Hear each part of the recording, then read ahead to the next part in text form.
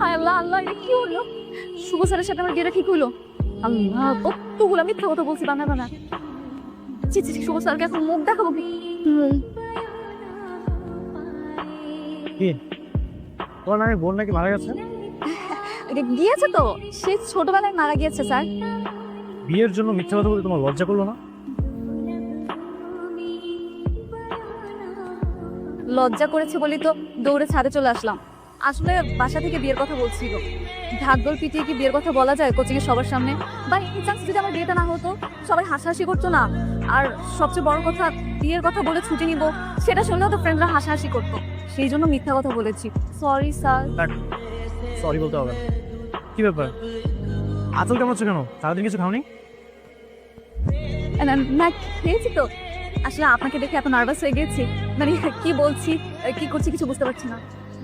শোনো, আমি কেমন সেটা তুমি খুব ভালো করেই জানো। আমি খুব সাধারণ একজন মানুষ। আমি ঘুরিয়ে পিছিয়ে কথা বলতে একদম পছন্দ করি না। স্ট্রেট ফরওয়ার্ড কথা বলতে খুব পছন্দ করি। হ্যাঁ আমি জানি তো। সঠিক লাইনেই আসছে। আমার তোমাকে বিয়ে করতে কোনো আপত্তি নেই। তোমার কি আমাকে বিয়ে করতে আপত্তি আছে? না ভাইয়া, একদমই না। আমি তো মনে মনে ভাবছিলাম কার না কার সাথে আমার বিয়ে ঠিক হবে, তাকে আমি ঠিকভাবে চিনতে পারবো কিনা, তার সাথে মানিয়ে নিতে পারবো কিনা। যখন দেখলাম আপনার মতো একটা হ্যান্ডসাম ছেলের সাথে আমার বিয়ে ঠিক হয়েছে, যাকে আমি আগে থেকে চিনি, আমি তো অনেক খুশি হয়ে গেছি। আপনার মতো একটা ভালো মানুষের সাথে আমার বিয়ে হবে, সেটা ভেবেই আমার খুব ভালো লাগছে। ঠিক আছে, তবে এখানে আমার একটা শর্ত আছে। কি শর্ত? আমিও রাজি, কিন্তু আমরা বিয়েটা কিছুদিন পরে করবো। আপাতত আমরা এঙ্গেজমেন্টটা করে রাখবো। আমার কোনো অসুবিধা নেই, আপাতত আমরা কতদিন প্রেম করি, তারপর আমি বিয়ে করবো। এই তোমার লজ্জা শরম নেই? সম্মান নিয়ে কথা বলতে পারো না? এখন আমি তোমার টিচার। Sorry sir. সারা তো তোমাকে দিস না নাকি সারা ফোনে কথা বলেছিস? আর তুইও না, সবসময় বলছিস তারা স্যারকে ডেকে দিই। স্যার, স্যার কি হয়েছে? আমাদের সবার ম্যাক করা শেষ। সরি, আমি তো টায়ার্ড, রাতে ঘুমাইনি তো। ভাইয়া আপনি এত টায়ার্ড থাকেন, জব করছেন, আমাদের পড়াচ্ছেন, আবার বাসারও প্রেশার, সব মিলে অনেক প্রেশার যাচ্ছে না আপনার উপরে? হ্যাঁ, তাদের একটু প্রেশার যাচ্ছে। আচ্ছা, তোমাদের নেট কমপ্লিট হয়েছে? আপনার অফিসে এত প্রেশার যাচ্ছে, আপনি আপনার অফিসের কাজগুলো আমাকে একটু বুঝিয়ে দিলে তো পারে। মাঝে মাঝে আমি আপনাকে হেল্প করলাম না হয়। আরে তোরা মজা করতেছিস কেন? এখন না একটু একটু কেয়ার করতেছি, বিয়ের পর আরো কেয়ার করবে। আচ্ছা বিয়ের পরে কি আমরা স্যার ডাকবো নাকি দুলাভ ভাই ডাকবো? কেন দিলাই না? দুলাভ বলবো। আইসো দেখি কি ম্যাট কমপ্লিট করেছো। স্যার ডাকবে না দুলাভাই ডাকবে সেটা বিয়ের পরে দেখা যাবে। আরে শুভ, আসসালামু আলাইকুম। বসো।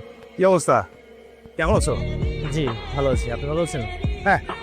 হঠাৎ কি মনে করি আমার অফিসে? আরে আমরা তো আপনি হতে যাচ্ছি তাই না? দেখো তো মাঝে মধ্যে আসাই হবে। কোনো সমস্যা নেই।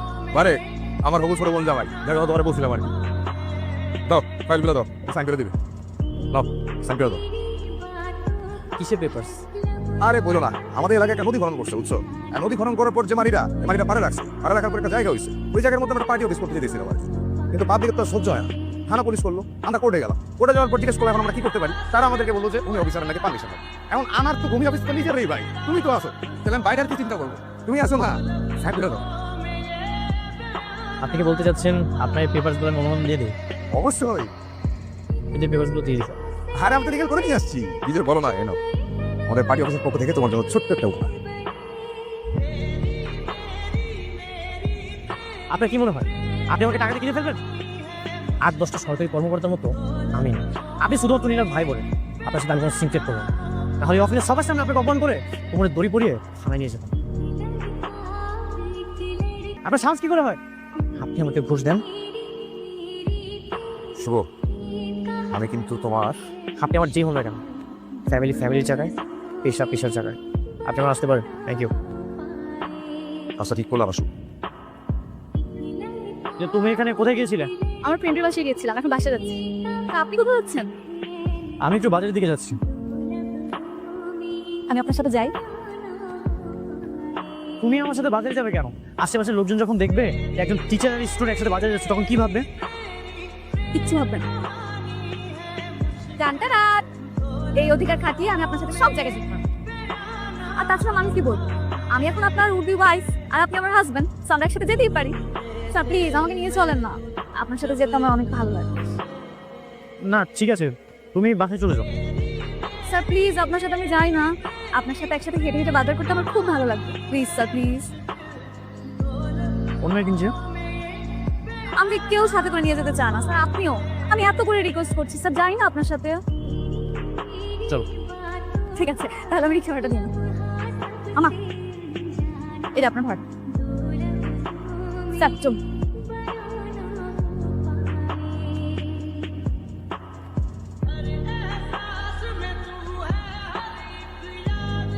ভাই আলুর দাম কত? 35 টাকা। 35 টাকা মানে? আলু তো 12 টাকা। এত টাকা বেশি দিয়ে আপনারা আলু বিক্রি করতেছেন কেন? কে বলছে আপনি কি 12 টাকা? আপনি আলু 32 টাকা আলু কেজি কিনছি, 3 টাকা লাভ করবো না?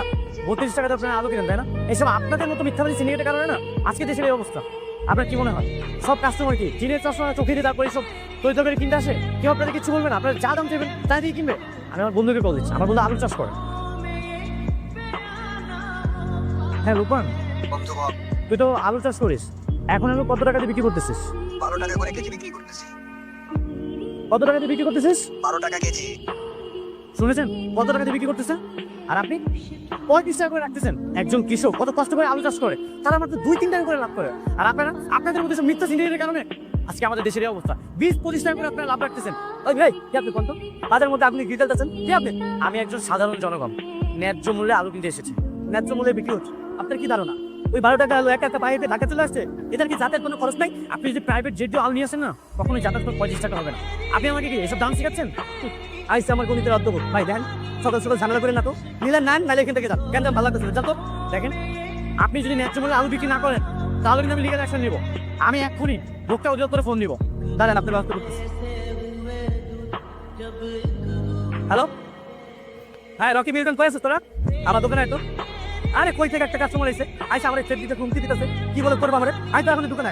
আপনার কি মনে হয় আপনার এসে একটা ফোনে ভয় পেয়ে যাবো? লোক দেখানো ভয় আমি কখনোই পাই না। আমার টাকা দিয়ে আমি আলু কিনছি, কয় টাকা লাভ করবো সেটা আমার টাকা। আপনার আমি কয়ে বেসবো মিয়া, চান থেকে থেকে ন্যায্য মূল্যে আলু বিক্রি করবেন। আইসা আপনি আমাদের কাস্টমার কাছে মালে বেসবো না। লোক বাইরো, কি হয়েছে ভাইয়া? এটা তো ইংলিশ মিডিয়াম না? হ্যাঁ, কিন্তু কেন, কি হয়েছে বলো? খোল, এখনই খোল। কিন্তু কেন আমার এঙ্গেজমেন্ট আংটি হঠাৎ খুলতে হবে? আমি খুলতে বলছি তাই তুই খুলবি, এঙ্গেজমেন্ট আংটি খুলতে কেন, কি হয়েছে? কারণ এই বিয়ে হবে না, বিয়ে ক্যান্সেল। হঠাৎ করে বিয়ে ক্যান্সেল কেন, কি হয়েছে? কারণ ওই ছেলে একটা বেয়াদব। বেয়াদব মানে? কি বলছো ভাইয়া তুমি এসব? ওর মতো ভদ্র ইনোসেন্ট ছেলে আর একটা হচ্ছে? আচ্ছা তুমি আমাকে বলো যে ও কি এমন করলো যার কারণে ও বেয়াদব হয়ে গেল তোমার কাছে? যা করার করছে, আমি ক্যান্সেল বলছি মানে ক্যান্সেল। তো এত কিছু জানলাম না। আচ্ছা কি হয়েছে আমাকে বলবি তো? মা তুমি আমাকে একটা কথা বলো তো, ওর মতো ফকির পরিবারের সাথে আমরা কেন সম্পর্ক করছিলাম মা? ওর চাকরির জন্য, ও ভূমি মন্ত্রণালয়ে চাকরি করে, সেখান থেকে হেল্প করবো তার জন্য। আজকের অফিসে কি হয়েছে জানো? আমাকে ঘাট ডাকতে বের করে দিচ্ছে, আমাকে সবার সামনে অপমান করছে। মানে ওর মতো বেদব ছেলে সে তো আমার বোনকে আমি কোনোদিনও বিয়ে দিব না। ও আচ্ছা, নাও আই ক্যান আন্ডারস্ট্যান্ড। তুমি নিশ্চয়ই কোনো অসৎ উদ্দেশ্য নিয়ে গিয়েছো, তাই না ভাইয়া? ওর বিয়ে করতে হবে না, এই বিয়ে cancel. May I come in? Yes coming. তুমি হঠাৎ এখানে কেন? এই ফাইলটা সাইন করাতে এসেছি। এটা যে তোমার ভাইয়ের ফাইল সেটা আমি জানি না। তুমি তোমার ভাইয়ের হয়ে উপলব্ধি করতে আসছো? না না স্যার, আপনার কোথাও ভুল হচ্ছে। এটা আমার ব্যক্তিগত ফাইল। ব্যক্তিগত ফাইল? ঠিক বুঝলাম না। আপনি তো খুলে দেখেন না, তাহলে বুঝতে পারবেন। বলার কি আছে? এটার ভিতরে যে কি পেপার আছে সেটা তো আমি জানি। এটার ভিতরে যে পেপারসগুলো আছে সবই ইলিগাল। না স্যার, হতে পারে মায়ার জালে কিছু লেখা আছে। তাই? তুমি সিরিয়াস? হ্যাঁ স্যার। তো তোমার ভাইয়া কি বলেছে? ভাইয়া ভাইয়া কখনোই আপনার সাথে আমার বিয়ে হতে দিবেন না। তাহলে ফ্যামিলি পারমিশন ছাড়া তুমি কেন আমাকে বিয়ে করতে চাও? আপনার মতো সৎ আদর্শবান একজন মানুষকে হারাতে চাই না। সত্যি বলতে আমি আপনার মায়ায় পড়ে গেছি। যখন থেকে জানতে পেরেছি আপনার সাথে আমার বিয়ে ঠিক হয়েছে, তখন থেকে তো আরো বেশি আমি আপনাকে মনের অজান্তে ভালোবেসে ফেলেছি। স্যার প্লিজ, আপনি আমাকে ফিরিয়ে দেবেন না। তুমি যে আমাকে এতটা ভালোবাসো তো কখনো তো আমাকে বলোনি। কোথায়? আপনি তো আগে আমার স্যার ছিলেন না। আর যখন থেকে জানতে পেরেছি আপনার সাথে আমার বিয়ে ঠিক হয়েছে, তখন থেকে আর নিজের ইমোশন কন্ট্রোল করতে পারিনি। দুই দিনে তুমি আমার মায়ে পড়ে গেলে। মায়া জিনিসটাই তেমন, কখন কার প্রতিকার হয়ে যায় কে জানে বলেন। ঠিক আছে চলো। কোথায়? কাজ অফিস। সত্যি? হ্যাঁ সত্যি। Good morning sir.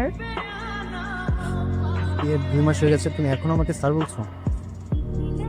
তোমাকে কতবার বলেছি না আমাকে স্যার বলবে না, এখন যে তুমি আমার ওয়াইফ এটা তোমার মনে থাকে না, তুমি আমাকে স্বামী বলবে। ও আবারও ভুলে গেছি, সরি স্বামী। এই যে স্বামী, 9টা কিন্তু বেজে গিয়েছে, আপনার অফিসের টাইম কিন্তু হয়ে গেছে। কি 9টা বেজে গেছে? তোমার সাথে ফাইজলামি করতেছো? এখন তো 7টা বাজে।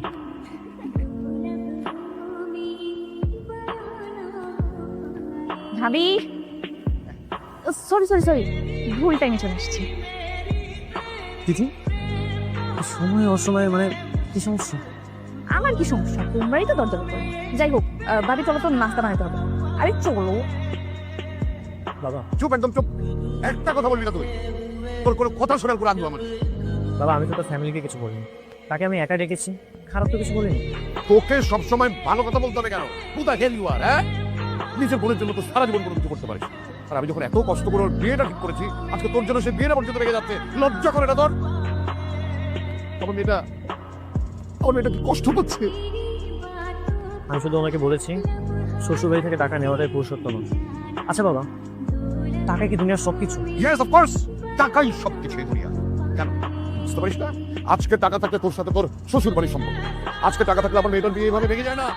আজকে টাকা থাকলে এই ভাঙা বাড়িতে আমাদের ভালো থাকতে হয় না, আমরা নিজেদের বাড়িতে থাকতে পারতাম। আর সে আমাকে জিজ্ঞেস করছে টাকাটাই কি সব? তুই দয়া করে আমার চোখের সামনে থেকে দূরে যা, তোকে না দেখলে আমার মাথায় আগুন জ্বলে যায়। বেরিয়ে যা তুই।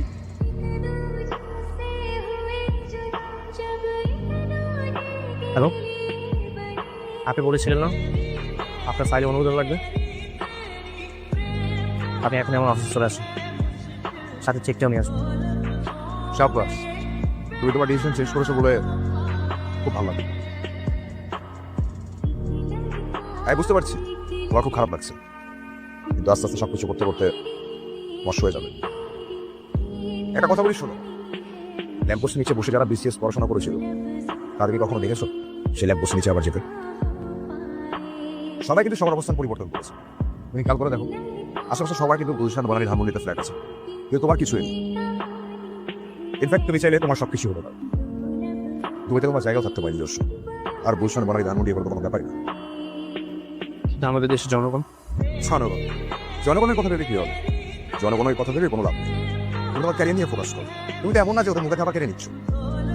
আর আমি তো আছি, তুমি আমার কাজটা করো, আমি তোমার কাজটা করবো। বৌমা বল। আপনার ছেলে টাকাগুলো দিল, বলো যাতে আপনার হাতে তুলে দিই। আচ্ছা হ্যাঁ, বলেছি এই টাকাগুলো দিয়ে তিথির বিয়ের ব্যবস্থা করতেন, যদি লাগে তাহলে সে আরো দিবে। শুভ কোথায়? কোথায় আছে আমি জানি না বাবা, তার মতো বাসায় আছে, কোথায় থাকে কেমন আছে কিছুই বলেন। আজকে সকালে আমার কাছে এই টাকাগুলো দিয়ে বললো যাতে আপনার হাতে তুলে দিই। বাবা, আপনার ছেলে ভালো নেই। যে মানুষটার ছোটবেলা থেকে একটাই উদ্দেশ্য ছিল সৎ আর আদর্শবান একটা মানুষ হওয়া, আর সেই মানুষটা পরিবারের জন্য, তার পরিবারের চাহিদা মেটানোর জন্য অসৎ পথে গেল। বাবা, আপনার জন্য, হ্যাঁ আপনার জন্য আপনার ছেলে আজকে অসৎ পথে গেল। বাবা, যার সততা দেখে আমি মুগ্ধ হয়ে আমার বিলাসী জীবনটা ছেড়ে তার কাছে আসলাম, আর সেই মানুষটাই অসৎ পথে চলে গেল। আমার সত্যি কিছু বলার নেই। আপনার ছেলে, আপনি অবশ্যই ভালোটা বুঝবেন। টাকাগুলো আপনার প্রয়োজন ছিল, নিন বাবা, ধরুন টাকাগুলো রাখেন। আমি এখানে রেখে গেলাম। শুভ, বাবা তুই কোথায়, কেমন আছিস? বাবা, আমি যেখানে আছি অনেক ভালো আছি। ভালো নেই? আমি জানি আমার শুভ ভালো নেই, আমার ছেলে ভালো নেই, আমি জানি। আমি ভালো আছি বাবা বাবা আমি ভুল করেছি, রাগ করে তোকে বাড়ি থেকে বের হয়ে যেতে বলেছিলাম। আমাকে একটু কষ্ট দিস না বাবা, তুই বাড়িতে ফিরে আয়, একটা বারের জন্য আমার সাথে দেখা কর বাবা, প্লিজ। ঠিক আছে বাবা, আমি কি চেয়েছিলাম? শুধু একটু ভালো থাকতে চেয়েছিলাম, সৎ পথে টাকা উপার্জন করতে চেয়েছিলাম, কিন্তু আমি পারিনি। আমি দিন শেষে অসৎ পথে জড়িয়ে গেছি। বাবা, আমি ভালো থাকতে চাই, আমি আমার সততা আর আদর্শ নিয়ে বাঁচতে চাই। আমি এই টাকাটা ওদেরকে দেইনি, দিতে পারিনি। আমি অনেক বড় ভুল করেছিলাম রে বাবা। নিজেদের ব্যক্তিগত সুখ সুবিধার জন্য আমি তোকে অসৎ পথে পাওয়ার বলেছি। আমি অনেক অন্যায় করেছি। তুই এই টাকাটা যাদের কাছ থেকে নিয়েছিস সেটা ফেরত দিয়ে। আমি আমার শুভকে হারাতে চাই না, আমি আমার আগের শুভকেই ফেরত চাই। যে শুভ আমার বেঁচে থাকার প্রেরণা, আমার গর্ব। আমি অনেক বড় ভুল করেছি ভাব। আজকে তোর সততার কাছে আমি হেরে গিয়েছি। আজকে প্রথম আমার মনে হচ্ছে যে আমি পেরেন্টিও জিতে গিয়েছি। তুই আমাকে ক্ষমা করে দে বাবা।